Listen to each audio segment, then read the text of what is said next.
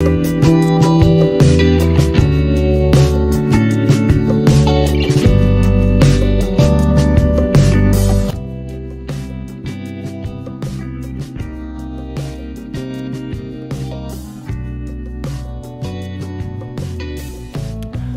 morning, and thank you for joining me again. I'm Brennan, natural lifestyle expert and founder of Desert Mountain Apothecary. I'm recording from a absolutely glorious spring day in the legendary Palm Springs desert. Birds are singing, the sky is blue, the palms are really full and lush this year from the wet winter we had. And now that Stagecoach is over, the last of the 3 festivals, it's finally quieting down the desert, and today it's actually quiet enough that I can record with the windows open, so that is a very special threshold to cross because I love the off-season out here in the desert when the crowds go away and the traffic on the roads diminishes a little bit, and it's so beautiful this time of year, and I'm glad that other people do not seem to share that opinion because they're missing out, but it doesn't matter. Today's subject is about how to create a space, your bedroom, that is inducing to a sleepy, restful state. So in your bedroom, it's really important to eliminate all of the insomnia triggers and replace them with positive associations with rest and sleep. When I was at the height of my insomnia, I could not sleep in my own bed. I had made such an association with this insomnia with my bed that the only time I actually slept was somewhere else, whether it was on the sofa or at a friend's house or wherever, but I could not sleep in my bed. The minute my brain only had one association with my bed, and that was sleepless nights and staring at the ceiling in the dark. Now, contrast to many years later, I've just woken up from a very deep, restful sleep in my extremely soothing and serene bedroom on my comfortable mattress, on my comfortable bedding, and I'm more than happy to share how I got from chronic insomnia to rested and healthy. So the number one thing that is important when it comes to your bedroom, if you do nothing else, is to keep it dark and cool. It's very hard to sleep in a room with light coming in. Street lights, security lights, outdoor landscape lighting, those things. Now we have a world, as I was discussing earlier, we have a world where there's no proper nighttime anymore because of our electrified world. So when you're decorating your bedroom, you need to do everything you possibly can to keep all the light out. And, it's fine if you want to have a little night light so you don't trip on the way to the bathroom at night, but try to keep all the light from outside from getting inside your bedroom. You can buy blackout shades, blackout curtains. This is one area where I don't suggest having the vertical blinds. The vertical blinds have their main feature is that they're very hygienic. You can wipe them down, you can clean them. They certainly are the most hygienic window covering, but they're not the most effective by a long shot. If you have curtains in your bedroom and the light is still getting through at night, you actually don't need to buy new curtains. You just need to have a blackout lining added, and that is really, really easy. Most people could actually do that themselves, and it's not hard. It's easy to find online. It's cheap. The most important thing when you're looking for a blackout lining is to make sure it has been fused so that there are several layers fused into one, and now that's going to give you blackout, but then also heat and cold insulation, so that's going to help you with your energy bills as well. So just like in a baby's bedroom, you want to add blackout lining to the shade so that the baby can nap during the day, because I'm sure any parent of a infant is desperate to have an hour or two in the afternoon when the baby is sleeping to themselves. So just like the baby, you need to make yourself a very, very dark, comfortable, cool space. Now, if that means changing the lighting a little bit, I think one of the best bangs for your buck that you can do anywhere in the house as particularly with overhead lighting, is adding a dimmer switch.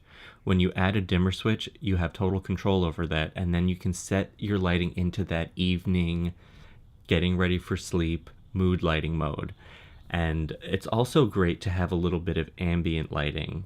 Like, for example, the bases of my table lamps on my bedside tables have a little night light in there. And that's extremely soothing light. So if I am, for example, just winding down, gathering my thoughts before I go to sleep, that's the perfect light level to not wake me up. But still, I'm not in the dark room yet. I'm not ready for that yet. And then when it comes to temperature, it's really important not to try to sleep in a hot, stuffy room. A ceiling fan is so helpful in the bedroom. If there's nowhere else in your room, in your home, that you have a ceiling fan, that's the room to have it in.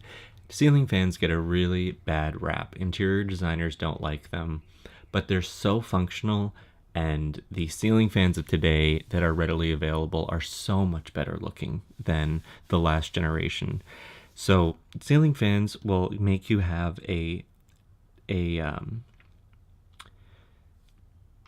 ceiling fans make you feel 6 degrees cooler than you otherwise would with the cool air. That's because your body is able to evaporate the heat more efficiently, and it's a sensation. The temperature of the room hasn't gone down 6 degrees, but your sensation of the temperature of the room has gone down 6 degrees. So that's hugely helpful. If you were trying to sleep in an 85-degree room and you went down to a 79-degree room, you are much, much more comfortable. Another thing you can do if the house is all hot and stuffy and your bedroom is not getting the proper cooling is you can close the vents in the main rooms that you're not using overnight. That way the air conditioning will put all of the cold air back in your bedroom.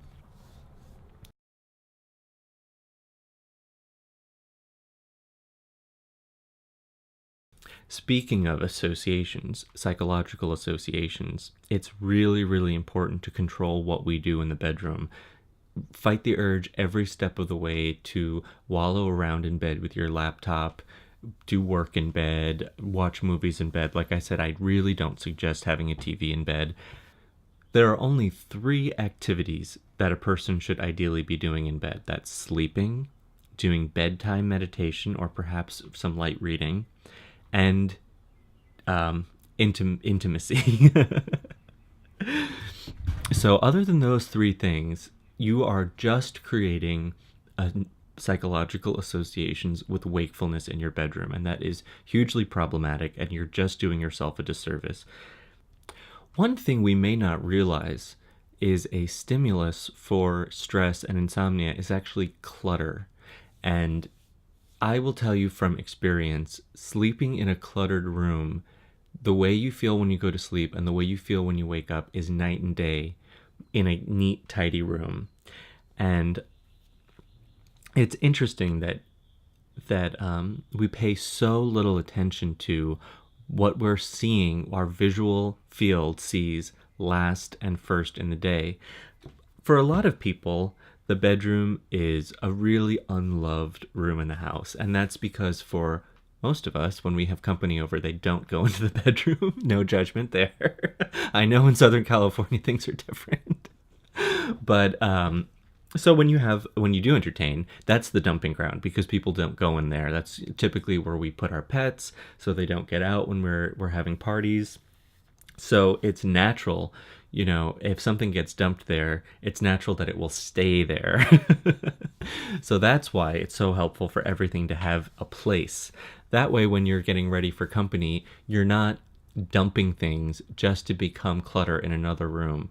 And, a very wise woman said, you can't organize clutter. And that is so, so true. You can move it all around the house. You can buy bins for it. You can buy furniture for it. But clutter doesn't belong in the house. Once you've pared down to your essential possessions, you will recognize what clutter is, and you will get so tired of tripping on it, getting out of bed in the morning. So do your best. And this is something that doesn't require any money. It just requires a little bit of consistent time and effort.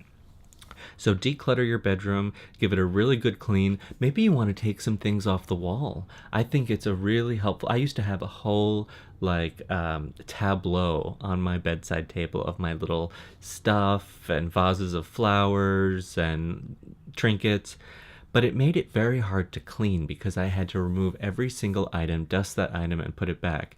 Now I limit myself to one little trinket that I rotate, so I can easily clean my bedroom in about 10 or 15 minutes. It's so important to have a clean bedroom, and it's as equally important to have an allergen-free bedroom, particularly when you have pets.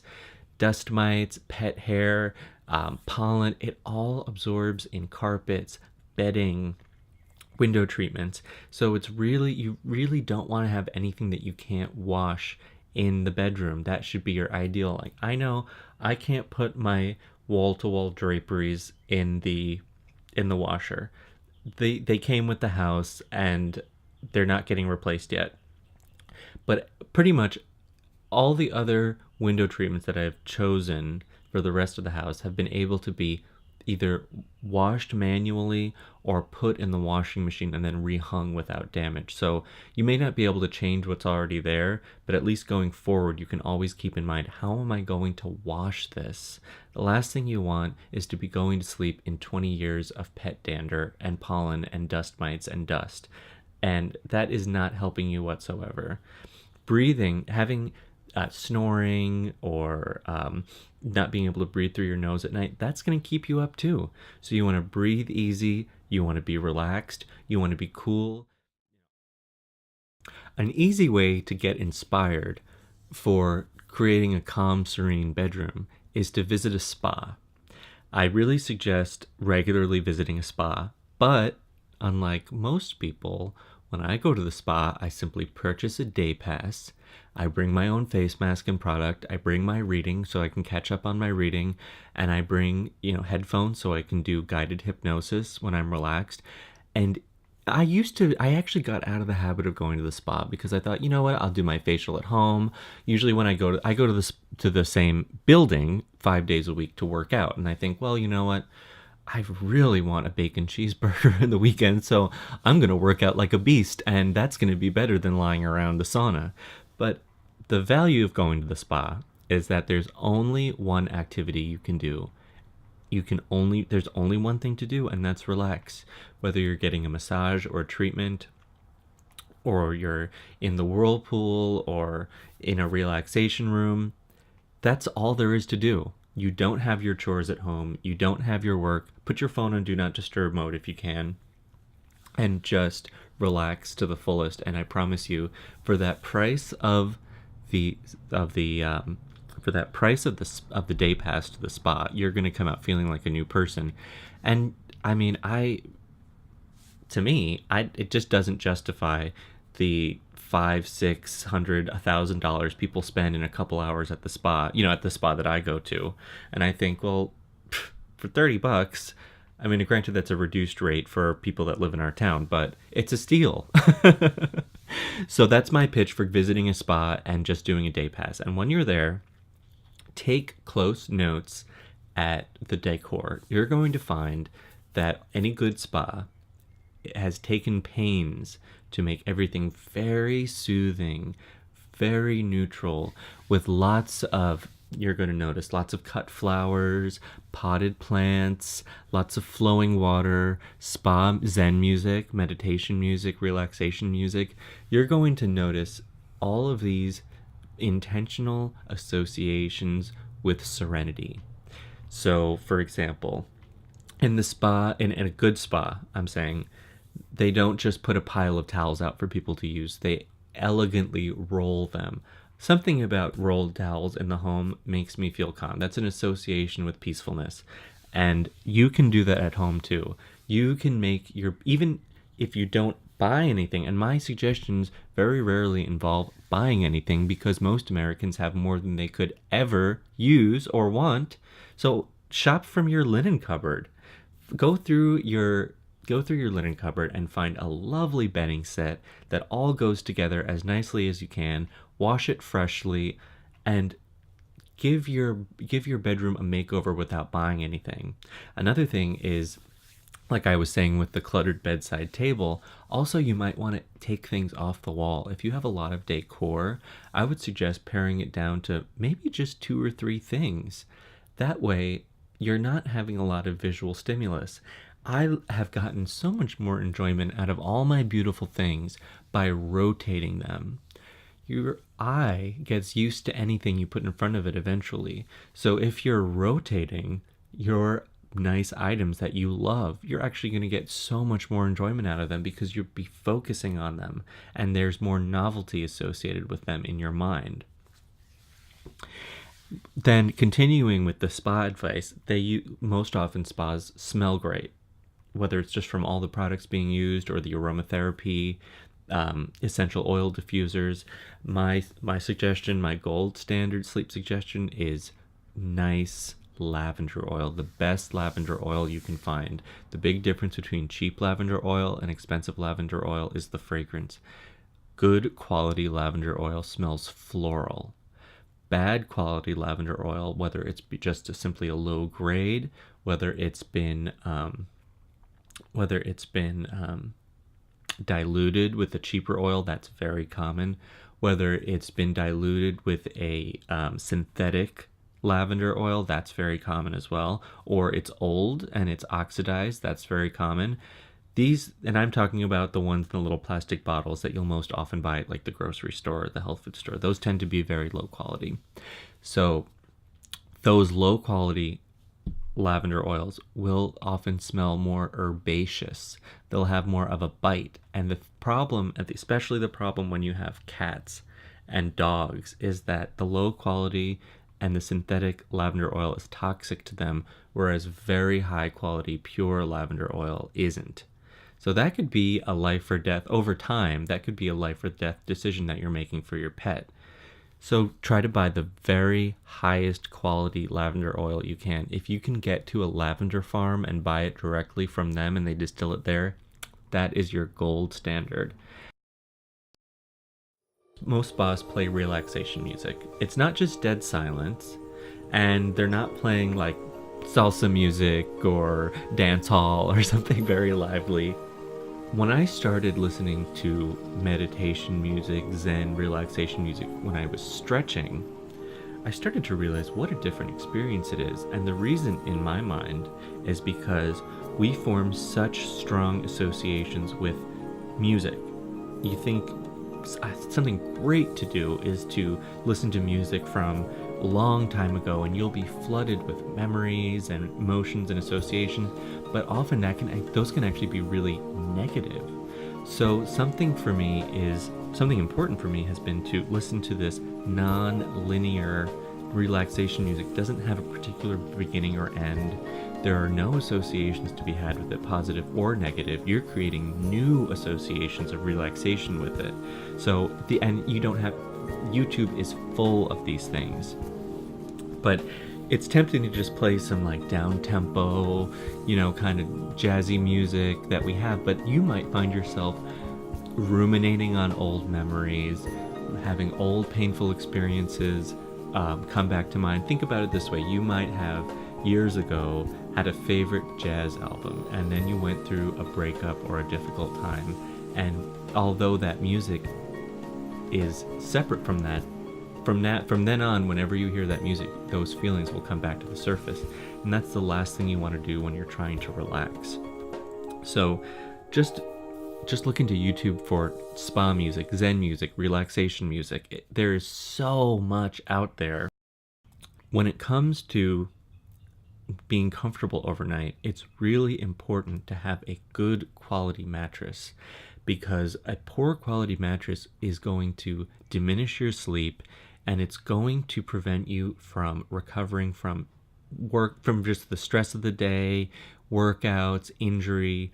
If unfortunately you have an injury or surgery or something that you're recovering from, get a new mattress and you will sleep so much better and recover so much faster.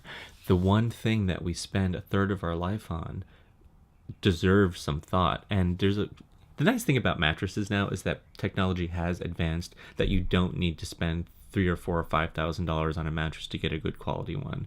So I do see a improvement on the availability of good quality mattresses. And then also getting to your bedding.